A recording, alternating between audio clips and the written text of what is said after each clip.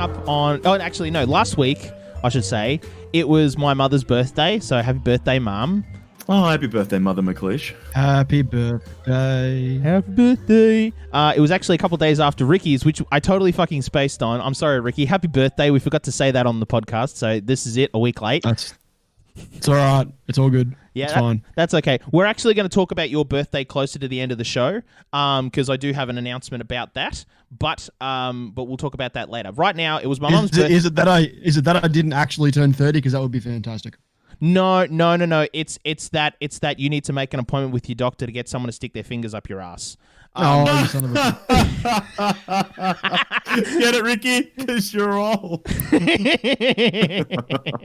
No. But seriously, doctors say after 30, you got to start getting your prostate checked. So you got to make a date for your date, mate. We'll do the announcement now. Make a date for your date.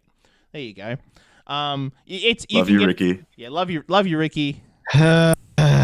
Please continue. All right. So there we go. Yeah, from your prostate to my mother. How about that for a segue? So it was my mum's birthday, and as you do, I gave her a ring. And I said happy birthday, and how are you? And we were having a bit of a chinwag, and I was being very modern and sophisticated, and also because of just the way my finances worked, I had to buy her present on that day just because that's the day I got paid. And I bought it all through Amazon. And I never used the send Amazon, send something as a gift system before. I'd never done that. So I did that. And I bought her I can say it now because she's now collected it from the post office. I bought her a cookbook, which sounds really bad. But this is the thing. My mum loves cookbooks. It's like a thing she collects. She's got cookbooks of all sorts. She's got your classic gimmicks, you know what I mean? She's got your Nigella Lawsons and all that sort of stuff, but she's also got cookbooks from the Country Women's Association and things like that. And so I went, okay, I'm going to get her not just any cookbook. This isn't like your bog standard, 10,001 different ways to use a strawberry cookbook. No, I bought her the World of Warcraft cookbook, which has a series of different recipes from all across the digital land of Azeroth. In hardcover. I didn't cheap out. I bought the hardcover copy as well, so she's got the really nice version of it as well.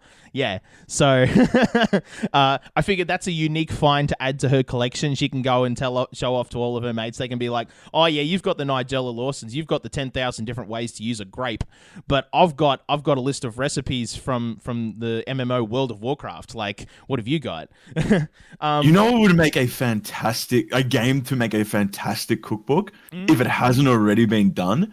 RuneScape. I would love a RuneScape cookbook.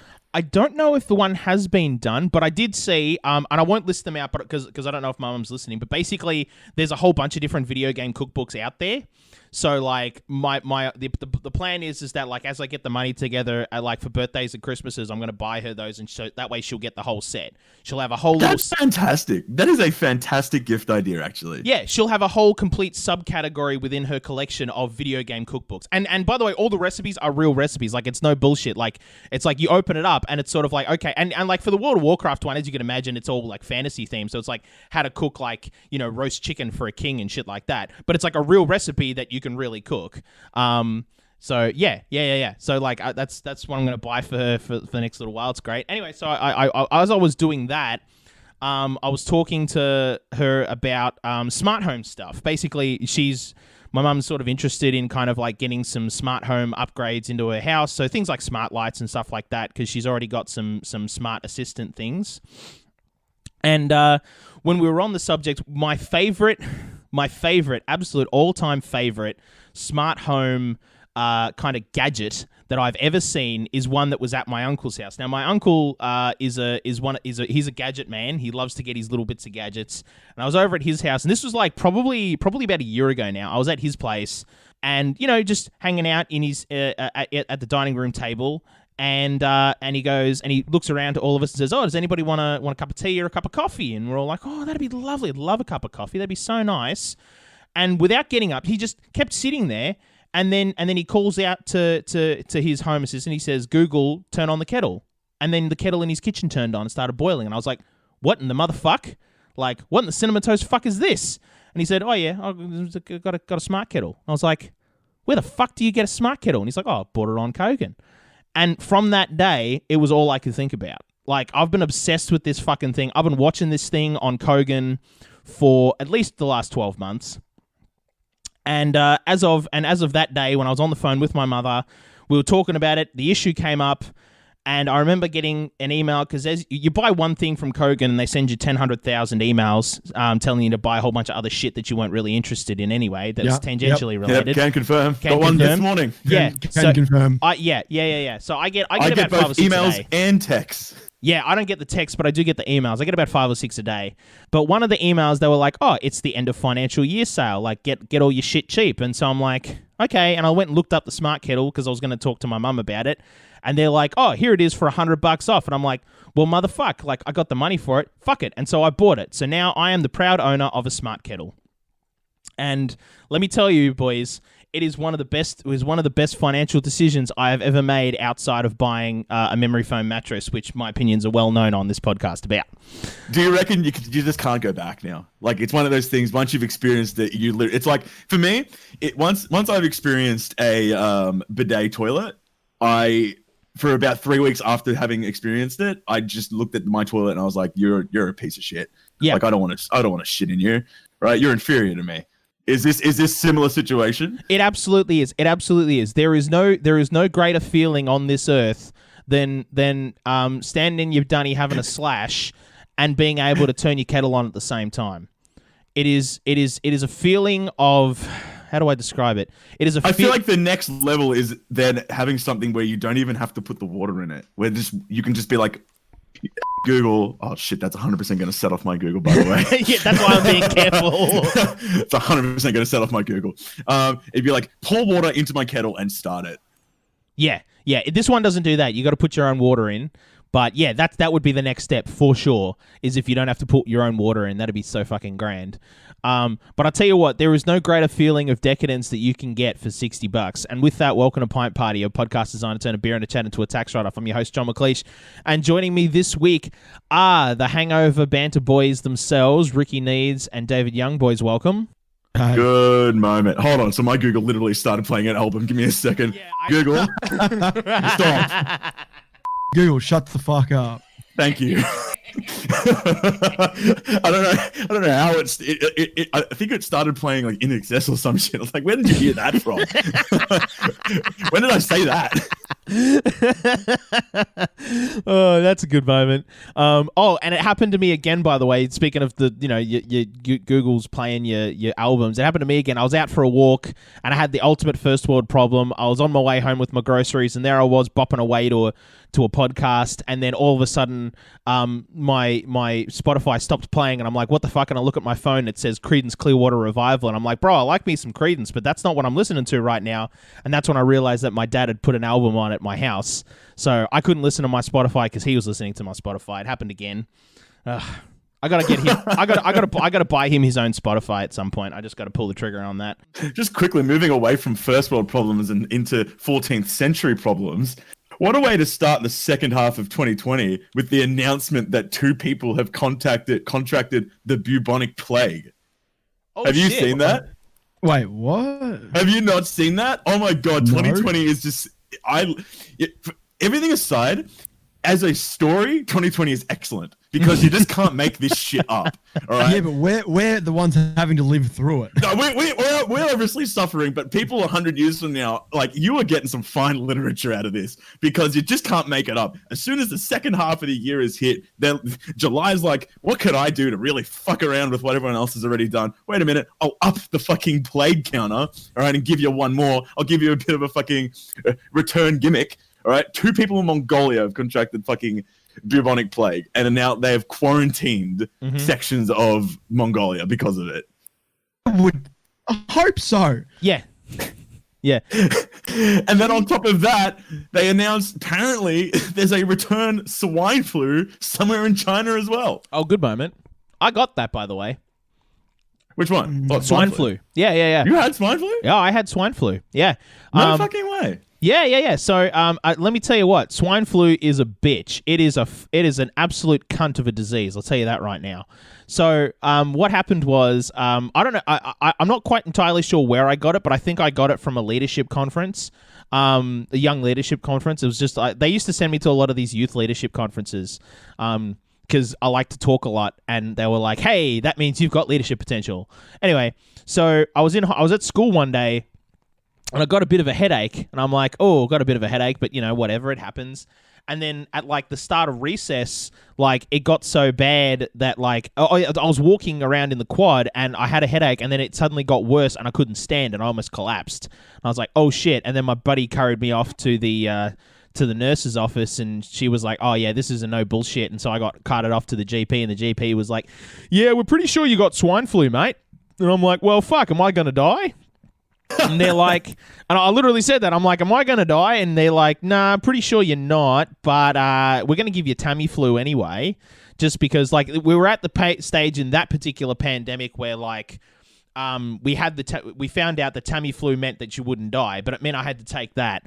And taking that means you're not going to die, and it helps treat the virus, fight the virus, but it doesn't actually stop any of the symptoms. So I had a headache that, it gave me a lot of sympathy for people who get migraines regularly, because I'm pretty sure, it was, it hurt so bad, I think it was a migraine, or at least it approached a migraine in terms of intensity, and I had that for about a week straight. So, 24 hours a day, I'd have a migraine, and I was taking, oh boy, I was taking a lot of drugs at the time, all prescription drugs, but I was taking a lot of prescription drugs. I was on Tamiflu, I was on, hardcore Panadol, the hardcore shit. I was on regular cold and flu medication and all sorts of shit. Honestly, I called it pill times, and I had little reminders in my phone of when to take pills and shit. I was like the 80-year-old granny who sits there and, puts in the pills from Monday to Friday. I do that. Yeah, it was a pretty fucking wild 10 days. With swine just flu. to add on top of this, two things, which is what I love about this news article. One, obviously they contracted the plague by eating a rodent. For starters, why are we doing that? What possesses a person to look at a rat or something similar to their design and go, I'm kind of keen to munch on their meat? Well, was it that they ate the rat? Because you don't necessarily get the plague from eating a rat. You can get what carries the plague is the ticks on a rat. So, well, yeah, I think that might. Okay, so there's the article has literally just said that they've contracted it by eating this rodent known as a marmot. For starters, I've never even heard of that before. And they were eating raw marmot meat. Oh, I think I've heard of that. It's kind of like a giant. It's like a giant looking rodent, but it's not. I wouldn't classify it as a rat, but it is technically a rodent. It looks like a. Oh, I've got. I feel like it'd be a cross between a rat and a squirrel. It actually looks like a beaver. Oh, you know what? Actually, yeah. Fucking. Why was I spacing on beavers? you know the meme about that thing. The meme where it's the rodent thing suddenly turns around, and looks shocked. It looks like that. But anyway, yes, they ate raw ones of them, and I think the beauty of all this is that it's not that big of a deal because it can just be treated with antibiotics now. Yeah. This is how far we've come in modern medicine to fight the bubonic plague with just the casual prescription of antibiotics. Yeah, oh yeah. No. What gets you with the bubonic plague is kind of is just sort of mistreatment. As long as you've keep the symptoms under control, you'll get through it. Yeah. But also this is probably going to shock a lot of people. Believe it or not, it happens every year. People get the bubonic plague. It didn't. Yeah, so I because just diving deeper into reading, researching this, I was surprised when I found out, apparently last year a couple of people had it. Yep. And I was like, oh, okay, interesting. Yeah, it was a couple of years ago when I first learned about this phenomena. A couple of years ago, a couple of people got it in a town in China, and they had to quarantine the whole village. The army went in and quarantined the whole place and then treated the people and stuff like that. But it happens from time to time that people get the bubonic plague. We didn't actually eradicate the thing. We just figured out how to fucking cure it. I mean, it really makes a good case for vegetarianism at the end of the day, doesn't it? A lot of these plagues seem to stem from the fact that we're eating rodent meat and meat in general. Yeah. Well, I mean, vegetarians are having a field day with this information. I mean, bubonic plague. You could still get it if you're a vegetarian. What it comes down to really is sort of how you keep if you're keeping your kitchen in a manner that attracts rodents, then you can get the plague. Because so like if you've just got your veggies out and some of them are kind of rotted, that's going to attract rodents, and if those rodents carry the fleas that have bubonic plague, then you're fucked. So it's not about eating the meat so much as sort of like keeping your meat, fresh and frozen and not in reach of anything that can carry the disease. Yeah, being around it. Being around it is the issue. Yeah. Also, PSA, this is something we learned in the Middle Ages. Cats do not carry the plague.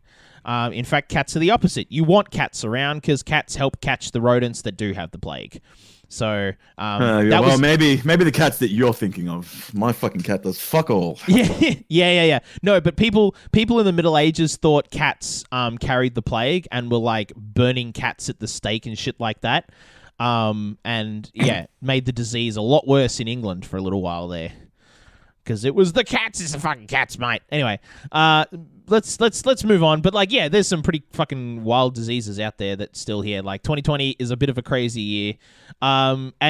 Speaking of like food, so last week I talked about Mountain Dew flavored Doritos, and that wasn't a great idea.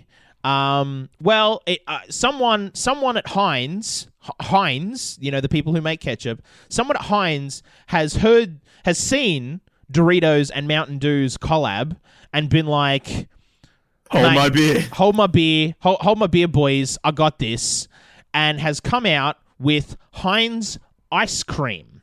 Now, it's not that Heinz has expanded their corporation. It's not that Heinz has decided to move into the ice cream business and make, chocolate-flavored ice cream with a Heinz label on it, which might be quite lovely. No, it's ketchup-flavored ice cream. Yeah, there we go. I thought I'd give you all a minute to... Look at the white noise there, just to really let that one sink in. Well, I wanted to give you all a moment to hurl. Yeah, no, it's pretty bad. It's wrong. Yeah, it's wrong. Yeah, the world's a pretty fucked up place at the moment, and it's not just ketchup flavored ice cream. There's a whole bunch of them. So you've got ketchup flavors, as I said. There's mayo flavor, barbecue sauce flavor. Saucy sauce flavor. I don't know what Heinz saucy sauce is, but like it's a thing. And Heinz salad sauce flavored ice creams. At what point should we just kind of say things need to stop? Like, at what point is something just going a little bit too far? I think this is going a bit too far. Yeah, that was kind of my thought as well. Like, is this a step too far? Like, what's that quote from like Ricki knows this. You froth fucking Jurassic Park. It's like something that everyone was too preoccupied wondering whether they could. No one stopped to think if they should. Mm-hmm. Yep, that's exactly it. That's the quote. Do you think that the saucy sauce flavor is just like their general run of the mill tomato sauce they put in like their beans and spaghetti tins? I have no... I'm going to actually Google it right now because I never actually... Because I get the feeling that's what it might be. Because when I think Heinz, I don't think like tomato sauce. I think, bird's eye or something for that. When I think of Heinz, I think of beans means Heinz and like baked beans and shit. So I reckon the saucy sauce, because it has no real general term or like specific term, sorry. I reckon it's like their general purpose tomato-based sauce with quotation marks around it that they chuck in their baked beans. God, Either way, fucking terrible. I'm mentally dry reaching just hearing you talk about this.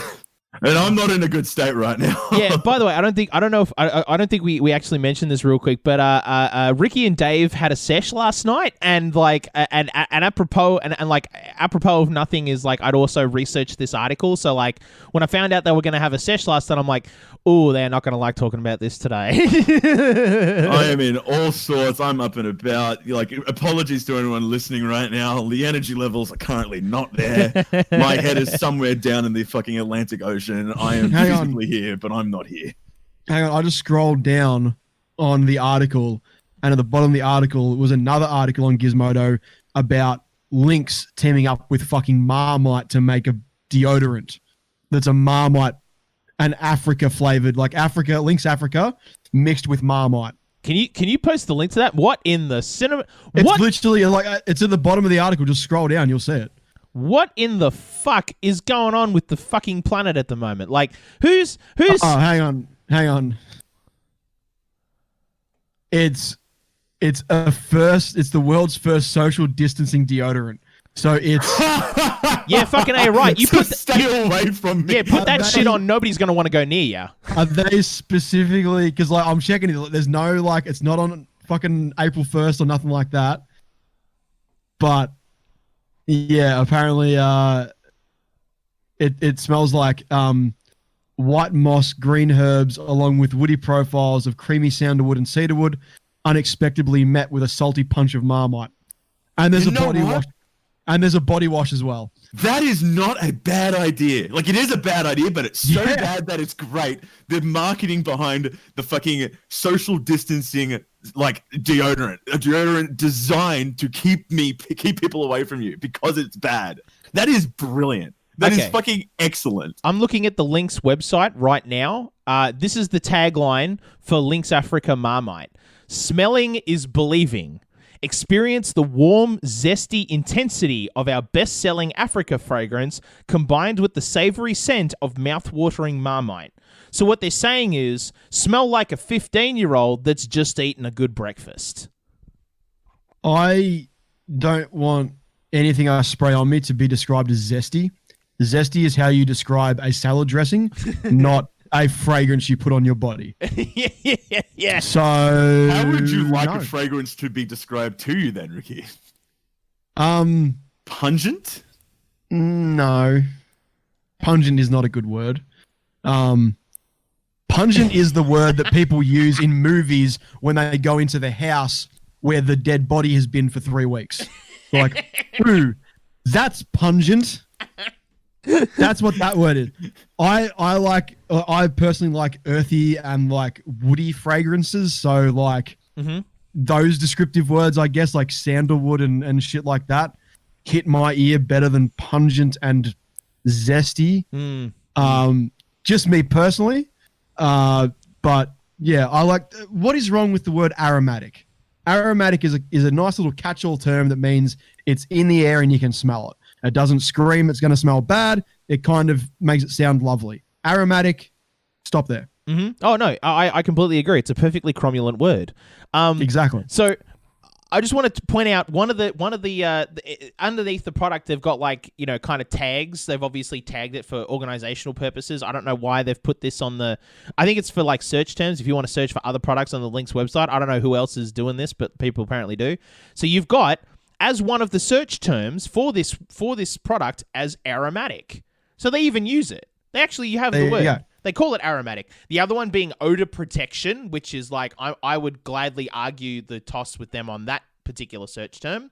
The third Once one, again, the loose term of odor. Yeah. Odor can go either way. well, okay, you know what? Actually, you know what? If we want to take this over to Bant Court real quick, I'm actually going to argue for the plaintiff here and say that argue for the defense and say odor protection is actually the valid word you would use to describe this, because we assume that it's to protect you from a foul odor. But what if it is in fact the other way around? It is using an odor to protect you from other people. Yeah. Yeah, see, that's brilliant. This is why this is a fucking excellent idea. This is an excellent fucking idea.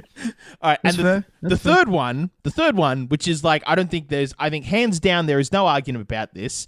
The third term is spicy.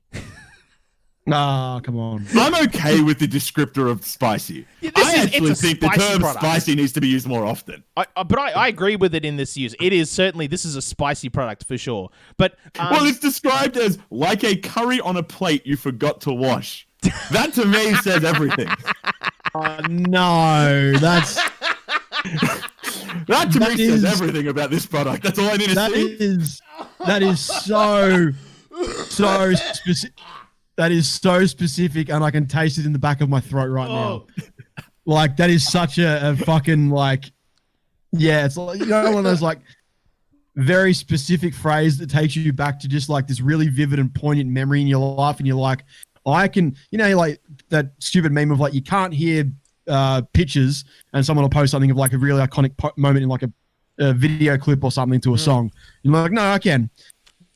People have the same shit with smells. Like, if you have a smell, it will trigger something very specific, or if someone mentions to you something very specific, it can trigger that like olfactory sense in your brain, and essentially you smell it in your head. the curry left on the plate for too long is so fucking specific that I'm tasting it right now, and it's just it's not good. No. It's How not good is that marketing though? How good is that marketing? It's fucking brilliant, but no. Mate, I'm sober as a priest on Sunday, and even I'm fucking dry retching at that one, I'll tell you. Oof. This is honestly just like I'm actually absolutely in love with this product page for Lynx Marmite. It's like one of my favorite things ever. Someone got paid a lot of money to come up with this. Like I feel like this was like kind of like marketing ultimate, Iron Chef marketing type of a thing. Who's the greatest marketer? Like, how do you come up with a piece of a copy for a product like this that makes it sound enticing? This is the about the product section on Lynx Marmite, because it's one of my favorite pieces of writing I've ever read. Lynx Africa Marmite is a first-class aerosol that refreshes your skin and provides 48-hour odor protection. And what's best, the irresistible fragrance of Africa Marmite is suitable for him, for her, for all the lovers. Love it or hate it, get your limited edition deodorant now, and this is the kicker. Get your limited edition deodorant now for an alluring fragrance and long-lasting freshness. I like that. I just think it is just universally accepted across all industries in the world this year that this is the year to just try it. Just give it just give it a hard crack. You've had ideas before? Put them out this year. This year doesn't count. Try anything you want this year. And shit like this, I'm all about it. This is where the positives of 2020 are coming through for me. Is that the tagline for 2020? Fuck it, just try it. Fuck it, just give it a crack. Yeah. It's the Australian way. Just give it a crack. I think just you had to stop at fuck it. Yeah, that is 2020. Fuck it. That is 2020. Just fuck it. But the beauty is, once again, fuck it can be used in so many like terms. It's just like the year as a whole. Fuck it. Trying out new things as a company. Fuck it. Fuck like, it. just the inflection on fuck it can change and mean so many different things, but they all relate to 2020. I'm also 2020. By the end of this year, just fuck it. Yeah, just fuck it. I also want to put this out there. Do you think we'll be flagged if we title this episode "Just Fuck It"? Are we okay with that? Just fuck it. I have to censor it. I'd have to go like just F, like at put some of the hashtags and all those gimmicks there. Yeah, all those gimmicks. Hang on, is it asterisks or asterisks? Oh shit, that's a good question. What is the plural of asterisk? I reckon it's asterisks. All right, hang on. I'm going to Google it right now. I am well and truly not mentally here to be even grammatical Nazi about this. Okay, asterisk. Okay, I've got it. Okay, so the plural of asterisk is asterisks. That doesn't sound right.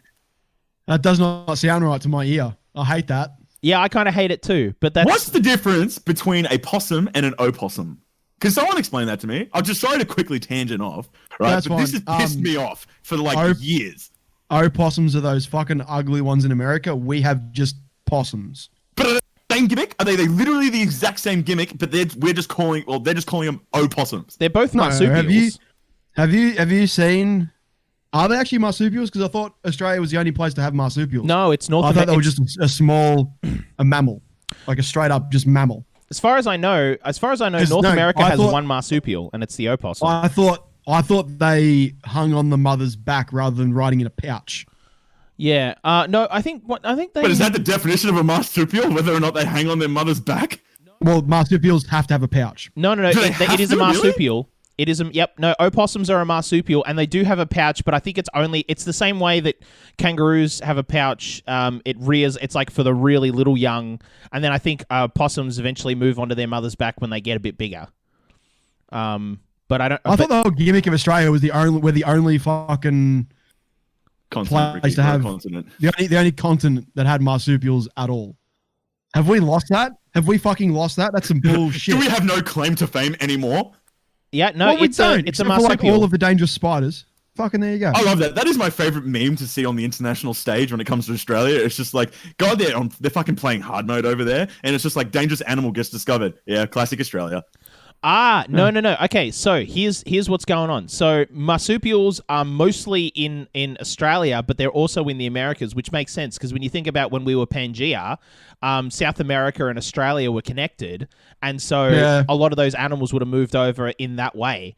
So yeah, but not as many as you think, because the only marsupial in North America, I think, is the opossum. And yeah, if you want to remember the difference, Dave, possums are cute and cuddly, and opossums are butt ugly. But is that literally it? Yeah. Well, okay. Well, they're both like they're definitely not the same animal. No, they are a different version of the same animal that has a common ancestor at some point. Yeah, but fair enough. Once again, with America, they probably were just like, it's a fucking possum because they heard it from someone else, and it's not actually what it is, which sounds basically how America named most of their shit. I would have just called it a Chazawazza. I'd have called it Chuzwazzes. Fuck, I love Australia. Yeah. Oh, by the way, so I found out what saucy sauce is, if you want to know. But before you do, we'll take a guess. So, Ricki, you said it was like baked bean sauce is what they're going for saucy sauce. Yeah, I reckon it's just their general, like, all-purpose tomato sauce. Yeah, all right, that they Dave. use for, what do you reckon? I don't know, just like a slightly less sugary ketchup. Okay, well, believe it or not, Dave, you win it because you were the closest. Saucy sauce is mayo and ketchup combined. That's that gimmick. Okay. Yeah. Oh, that's fucking stupid.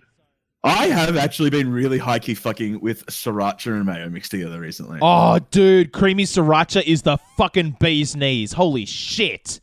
Oh, my God. Two things I have been literally using with everything at the moment. Sriracha and mayo, which I think is a pretty standard gimmick across the board. A lot of people use that kind of sauce in burgers and shit. You know what I've been fucking with in burgers? And it's only ever used in sushi. Fucking their mayo. Oh my God, I fucking forgot what that mayo is called.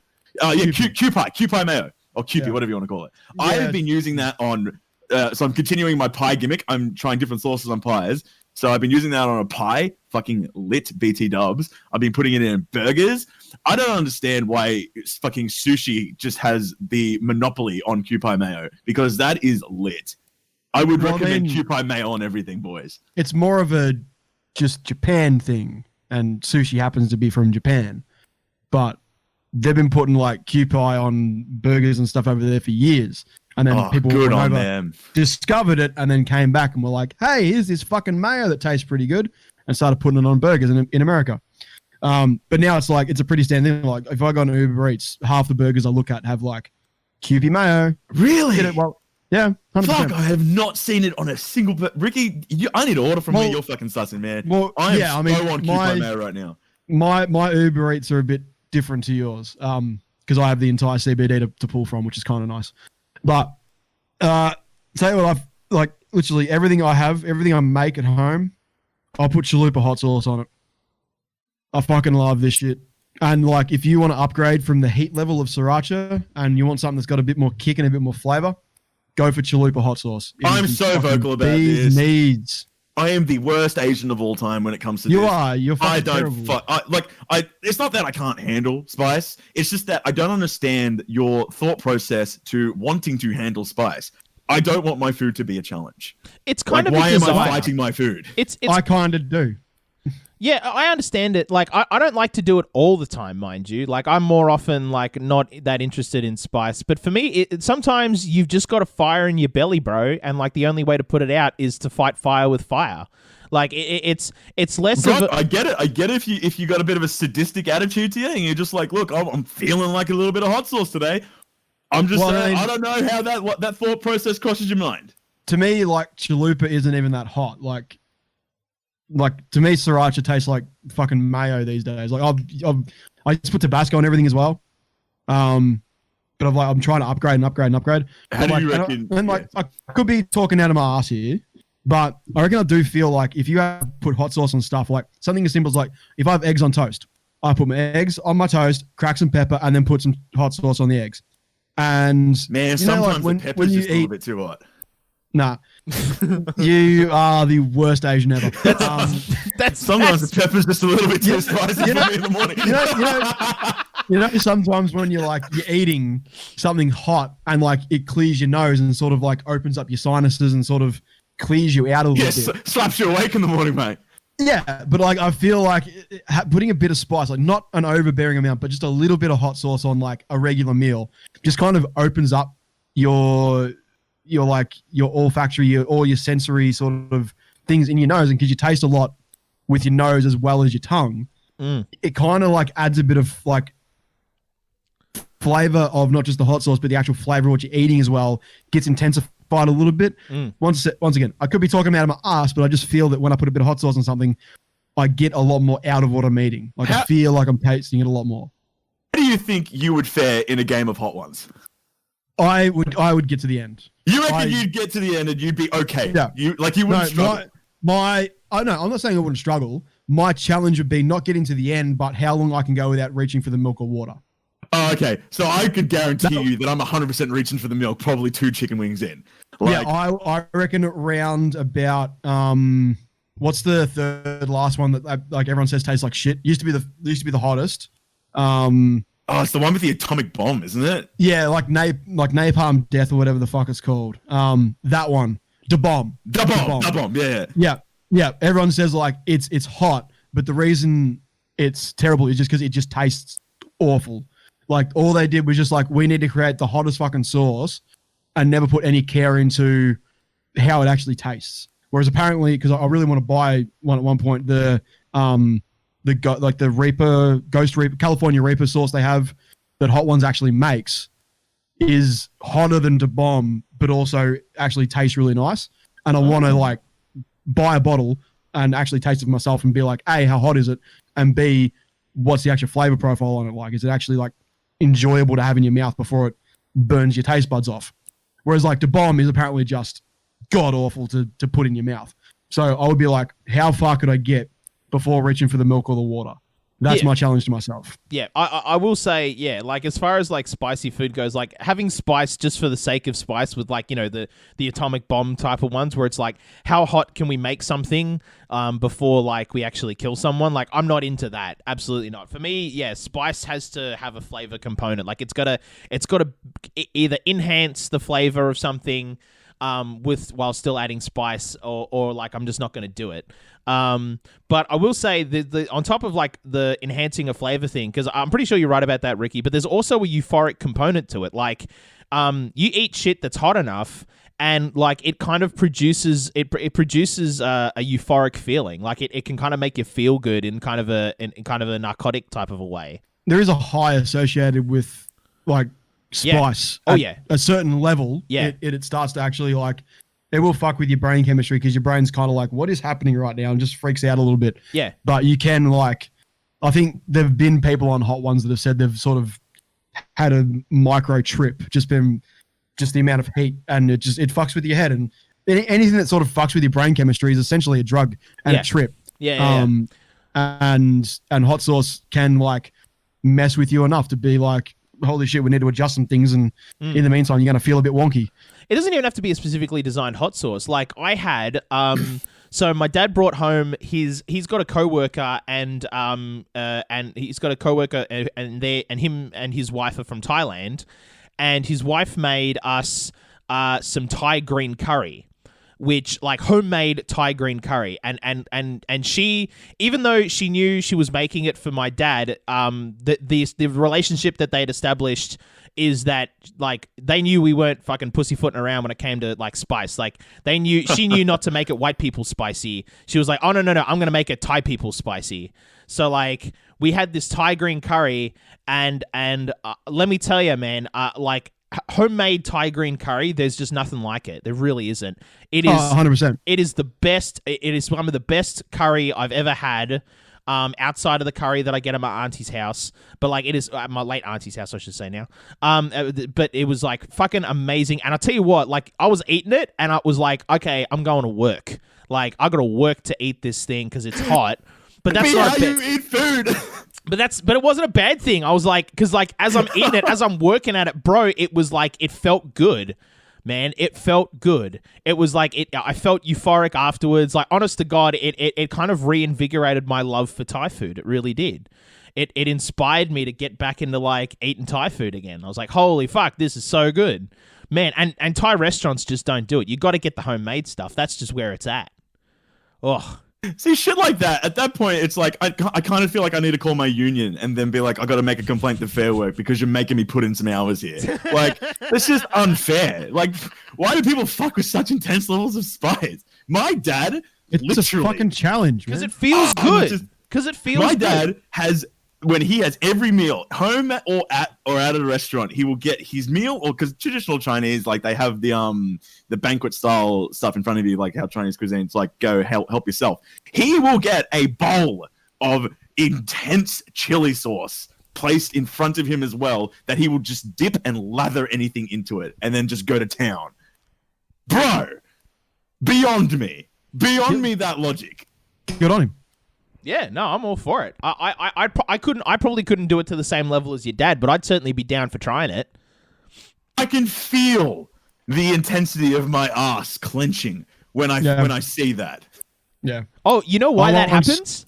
I learnt this the other day. I hate taking an AGB, which, speaking of, by the way, Ricki, have you dropped the AGB today? No, I'm probably about 15 minutes away from really needing to take care of that. Take care of that. All right. Like, the importance of an AGB is understated for the sesh. Mm-hmm. All right. So I took my AGB. Now, every time I take the AGB, it's one of those things where, and do we have to specify what the AGB stands for, by the way? I think we got to. I think we've discussed it on the show before. Have we discussed AGBs before? I think so. I wouldn't put it past us to have discussed them before. This definitely isn't our first hungover like pod. No, certainly not. But the importance of the AGB is so understated. But it's one of those things where, and to quote you, Ricki, I said before we started the recording, I was like, I believe there was a famous philosopher named Ricky Needs who said, Yeah. I really miss the morning after of the sesh. Oh yeah. Boy, could he not be any more wrong, because this morning was fucked. Mate, I've bounced back pretty well. Like the fact that, giving me shit for turning 30 last week and I'm bouncing back better than you. Just You means did real- not play 3 games of beer pong where you fucking carried. I played 2 games of beer pong where I won, and therefore you had to drink more. That's your fault. We essentially drank the same amount, side 1 cup. We both got down to 1 cup each. Don't pretend like you drank as much as I did in the games of beer pong, bro, okay? I was handicapped.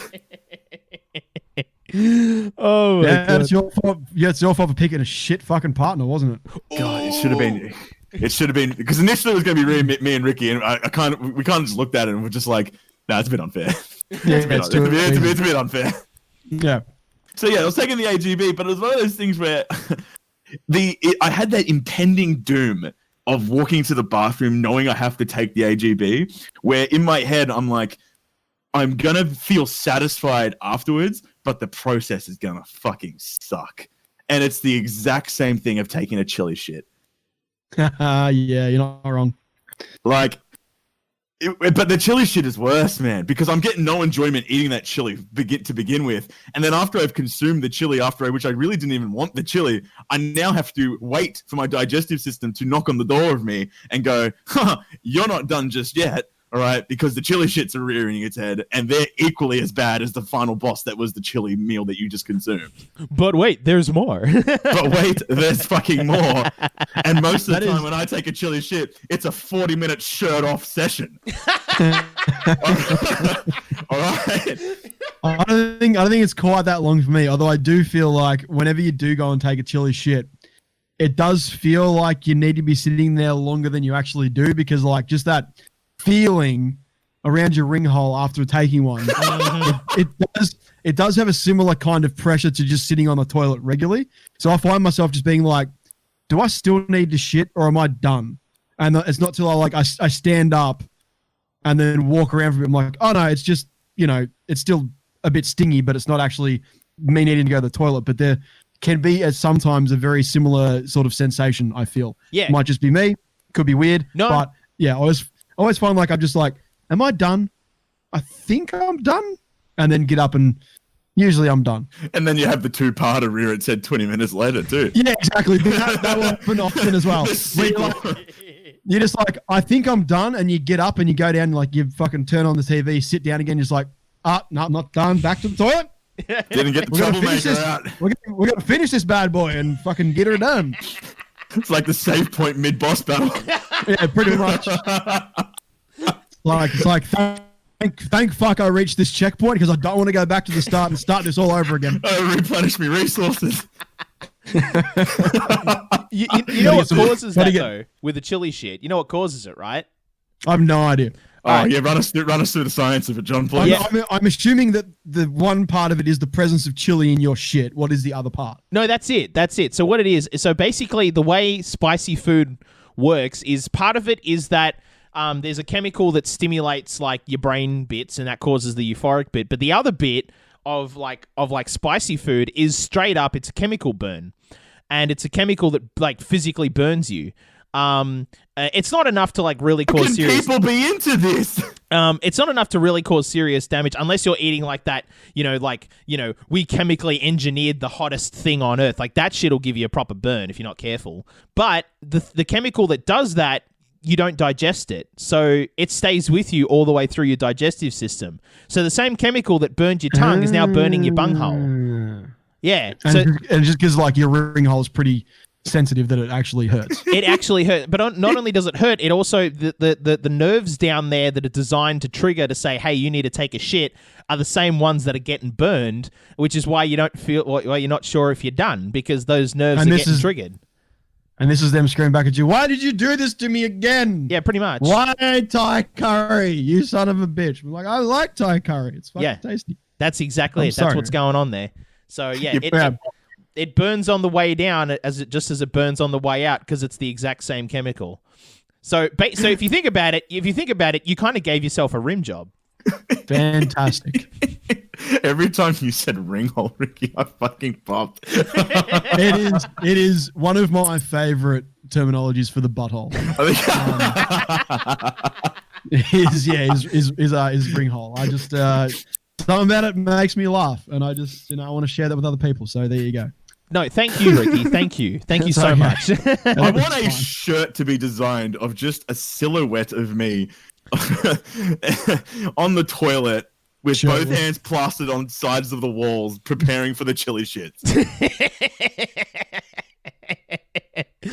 The shirtless shit discussion has to be in the top 5 of my all-time best. Oh yeah, absolutely. Oh my god, that is one of my. Wait, have I told that story on the podcast about the first time you told me that?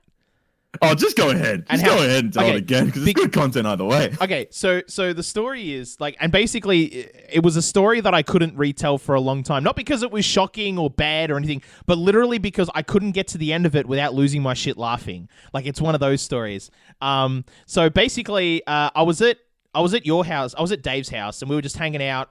And we're just sitting there having a couple of beers, just having a quiet one. And Dave turns to me and says, "You ever take a shit so intense you have to take your shirt off?" Just like that. Just super casual, right? You ever take a shit so intense you got to take your shirt off? And honestly, like it was just a complete. It was like getting slapped in the face with a tuna. I was just like, it was so out of left field at the time. I was just like, no, like I answered like the honest to God truth, and then as the realization of what had been said, it hit me.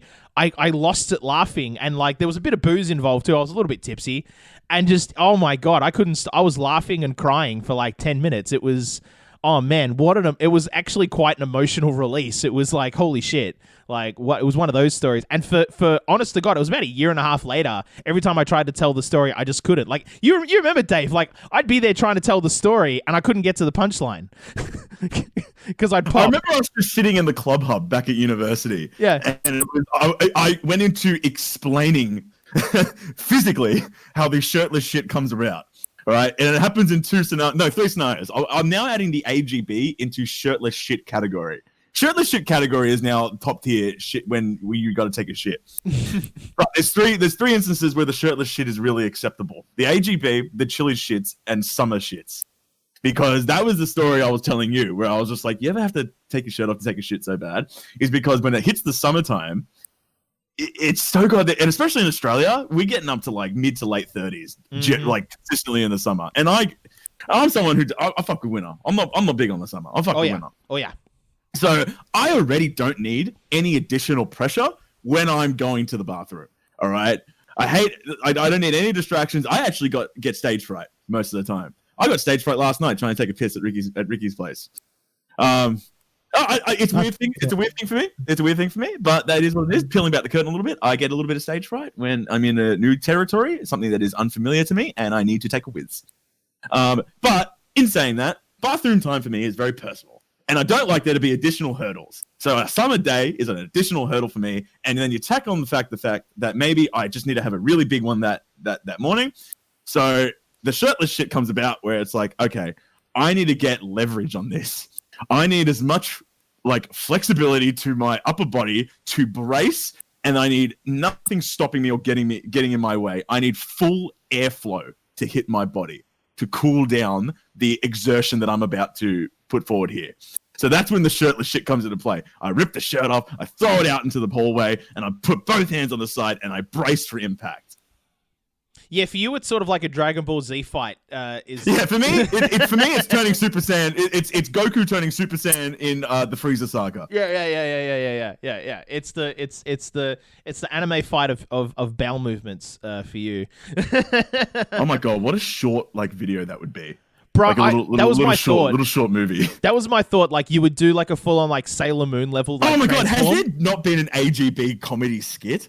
Oh, can we totally write one? There probably has been. Would have to have been one. There would have to have been. So many skit channels on YouTube that there's definitely been one. Oh, even outside of YouTube, somebody must have written one. If we can find a fresh take on it, sure.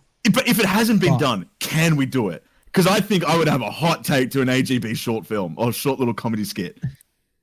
I mean, we got to do it. Surely, if it's not done, we're doing it. I mean, don't go giving it away here, but yeah, sure. Yeah. Hold on. Wait, I'm going to give away one of my ideas. Boys, how do we think about the idea? And we'll close out with this idea. I want your opinions on this. All right. Uh-huh. I've come up with the idea, and it's very infantile. I haven't given it much thought, but I think it could sell well.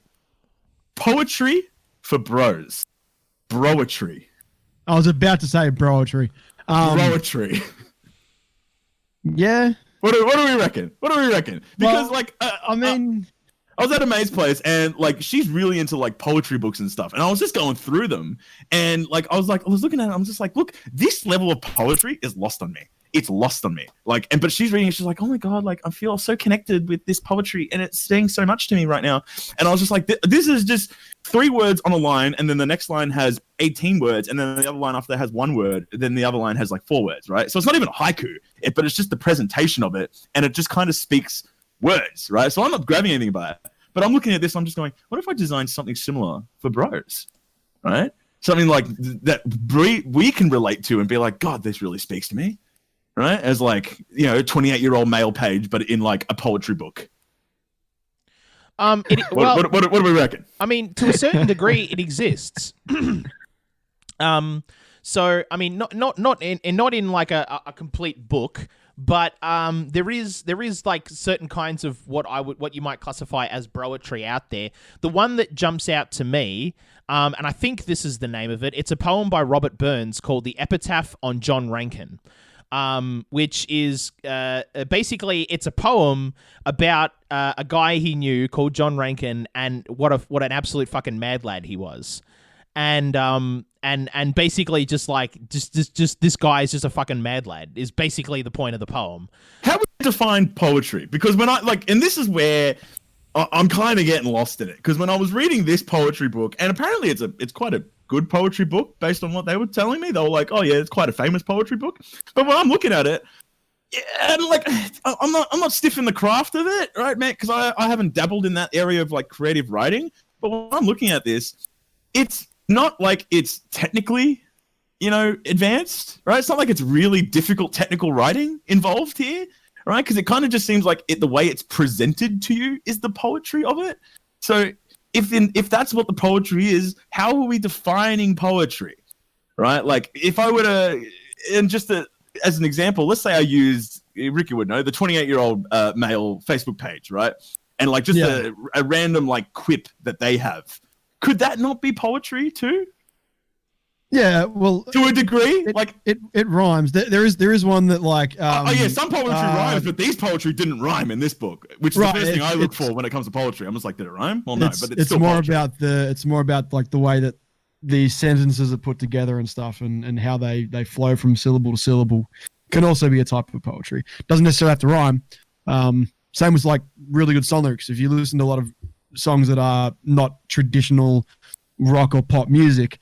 Especially in like the realms of alternative rock and progressive rock, lyrics don't rhyme. But they flow in a way that you're not even acknowledging that they don't rhyme. They just flow so well with the music that it's almost rhyming with the music.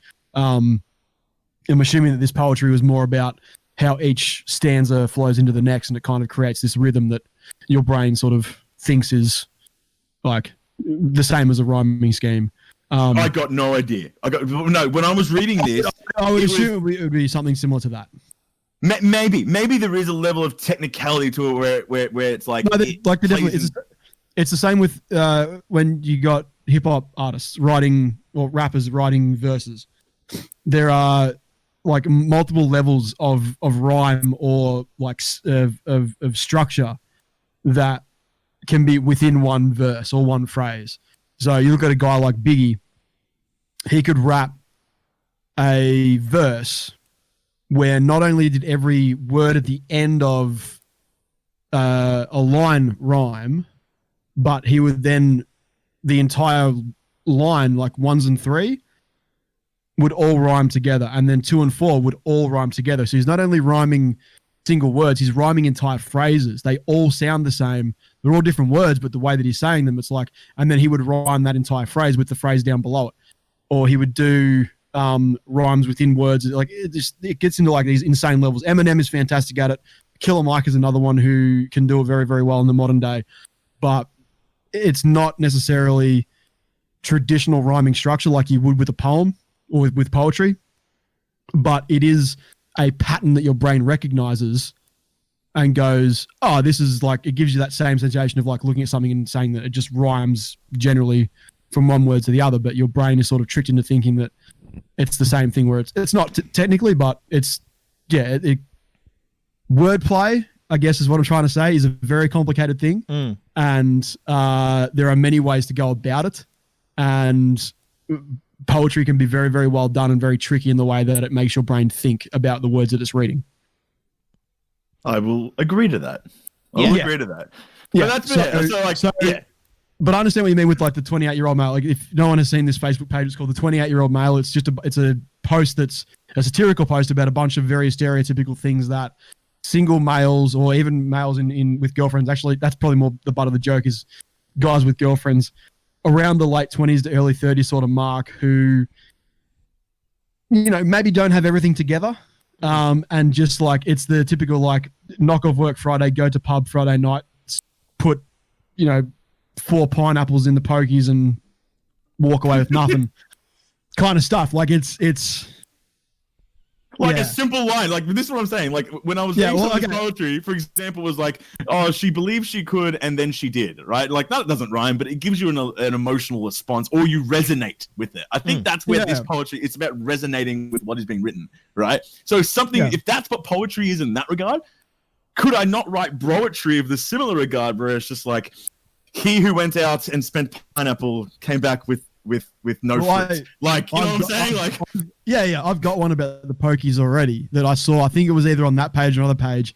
It was punt hard, max bet, make the machine your fucking pet. And that rhymes.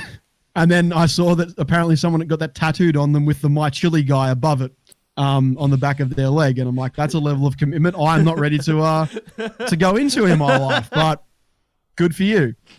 But yeah, no, I get what you mean. Like you kind of want to take the idea of stuff like 28-year-old male, even Batuta to an extent, and a lot of these satire websites that it's really hard to call them satire anymore because it's such a scathing indictment sometimes of just these things in our lives that we've come to take for granted or just sort of ignored as just the norm now, but we should really be looking at it as something that's a bit of a problem. and like twisting that into a way that's like relatable more to everybody. Like, yeah, I know, I get what you mean, but I don't know. It just feels like that market's already pretty saturated. I don't think so. Anyway, I just wanted to pitch that to you boys because I've just been thinking about. I was just like, look, how dope would a I'm saying poetry book be? it's not a terrible idea. It's not a terrible idea. No, absolutely not. And it's a thing, like I said, like similar poems have been written before. I was thinking of, I just went and looked it up. The poem by Robert Burns I was actually thinking of is called The Epistle to John Rankin. And literally the first line is, "Oh, rough, rude, ready-witted Rankin, the whaler cocks for fun and drinking." And basically what that translates to is the absolute mad lad Rankin who's a party animal, is basically what the first two lines are. And then the whole poem talks about how much of an absolute party animal he is, despite the fact that he's also a priest. So yeah, this is a priest who fucking gets down on a Friday night. And that's it. And he's broing out the entire time. He just bros out and is just sort of like, what an absolute fucking mad lad this guy is. And he's written several poems on John Rankin. They were, I think they were very good friends. Like he even wrote one about the day he died and how sad he was that he died. But basically said God was looking for a soul, and they took Rankin's soul because like, they needed a good soul. I reckon this could be a low-key project that we could all do at Pint at Artifact, or like Pint Party in general. Is just like, let's do a collaborative broetry book and like write stanzas about like our bro aspects of our lives, come together, collate them. I'm hard out. Poetry gives me nosebleeds. Reading it or writing it? Both. No shit. I want this. I agree with you, John. I agree with you in terms of like when you've read poetry traditionally, right? Because I think maybe the target audience isn't you. But I'm saying that if we write poetry for the target audience that is like us, maybe it's not a big target audience, but it's something that we would read and not get a nosebleed. Where it's like, fuck yeah, bro. I resonate with that. Yeah, I suppose it's just that as a result of like getting like, no shit, we were reading poetry in Year 8 English class, and we were going to spend an entire like half like term on it. And like in the middle of a class one day, I was like, I absolutely hate this, and suddenly my nose just exploded with blood, and I was like, yep, this is it. Poetry gives me nosebleeds.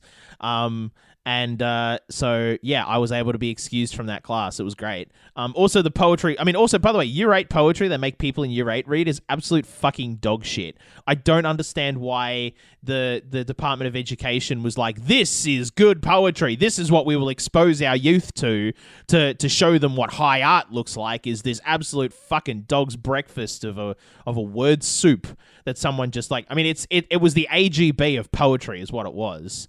And it was the AGB of poetry when you finished off the night with a lamb vindaloo. That's what it was. Holy shit, it was just some bad stuff. But anyway, we'll leave it there. So yeah, broetry. That's a thing that we've now put out into the world, and maybe we should encourage not just ourselves but other people to write broetry. Let's make it a genre that people can contribute to all across this great world of ours. I'll never read it, but I think that's not to stop you from doing it. My sister is a poet and she likes to write poetry, but I don't read any of that, but that's okay. So my dream with broetry would be to be eventually used as a case study in high school education. Oh, it won't be, because you've got to write absolute dog shit for that. I'm just telling you right now. I haven't read the poetry they read in high school education. It's real hot garbage. Like, you could shit on a piece of paper right now and hand it to them, and that'd be the poetry they'd read. So I want to thank my guests today, Ricki Needs and David Young. Boys, thank you for joining me today. Not a problem. Thanks for having us. It was tough to get through this. It was, yeah. Well, I was trying to keep it easy by just saying like, hey, let's make fun of like Heinz ice cream, which, by the way, the biggest cuck of the entire thing about Heinz ice cream is they don't actually give you a tub of Heinz ketchup flavored ice cream. They give you the ingredients and you have to make it yourself. Oh, yeah. Wait, what? Yeah. Fuck those guys. Yeah, that was the last thing I was going to say about that. It was that, yeah, you have to make it yourself, which is completely fucked. So also thank you to Holly Brockwell for that one. She's a journalist I follow on Twitter, and she's the one who took one for the team and like tried this thing so we don't have to. And yeah, it's exactly as bad as you think. So I want to thank my guests. If you like this episode, please tell 2 friends about it in 2020. And you can you can subscribe to us on Spotify and Apple Podcasts and just about anywhere else you like to listen to podcasts. Be sure to check out our Instagram at pint.party to see when new episodes go up and memes and gimmicks and stuff like that. We'll probably come up with a logo at some point to post up there. 2020, just fuck it. I feel like we could do a Nike gimmick there. Check us out on Twitter at Pint Party as well to see, if Instagram's not your thing, like any announcements and stuff will get posted there as well. And if you're interested in video games, check us out on Twitch at twitch.tv/pintparty, where at the moment I'm playing a couple of video games. So on Sundays and Mondays, I'm playing Exapunks, which is a programming puzzle game. And on Thursdays and Fridays, I've just started playing Final Fantasy XII, The Zodiac Age. So, which is interesting because the plot, I'm kind of struggling with understanding the plot, and I'm only like an hour into the game. So, that'll be an interesting way to find out how all that's going on. And you can also check us out on YouTube. So you just search Pint Party on YouTube, and you can see pretty much all of our content. So all of our podcasts are there as well as the previous VODs from our old streams, which makes for absolutely fantastic background listening if you're looking for something to put on in the background while you're working from home. So there's hours and hours and hours and hours and hours, like days and days and days of content there for you to put on. Heaps and heaps there for you. And the last thing, just regarding the Twitch stream, I finally got some good news. I finally got a notification from the post office that the rest of my computer parts are on their way. So we're doing a build stream at some point. I'll be getting the parts sometime sometime this week by the time you're listening to it. I'm not sure when, but keep an eye out on Twitter at Pint Party, because that's where I'll announce the build stream. I'm not sure when that's going to happen, but basically it's up to the Australian Post Office, which if you listen to last week's episode could mean we could be doing something next week, or we could be doing something next month. We just don't know right now. Or never. Really, really, really up to the post office at this stage. I'm not going to knock the post office though, because they've been pretty good with a lot of my other packages that I've ordered through. Like I ordered some memory foam pillows, and those came by, and oh my god, you want to talk about being an old man? Memory foam pillows are the bomb. Get yourself some. Do yourself a favor, my dudes. Anyway, with that, this has been Pint Party. Cheers. Cheers.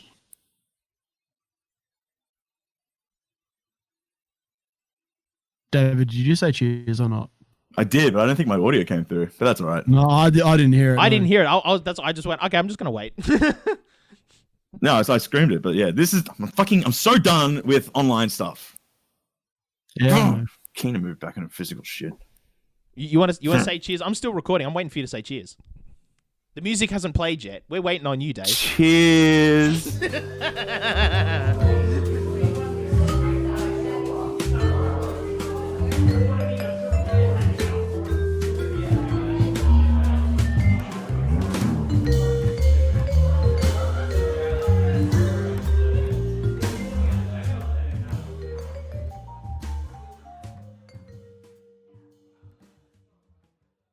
This podcast is part of the Hartefact Podcast Network. For more of this and our other podcasts, head to hartefactstudios.com.au.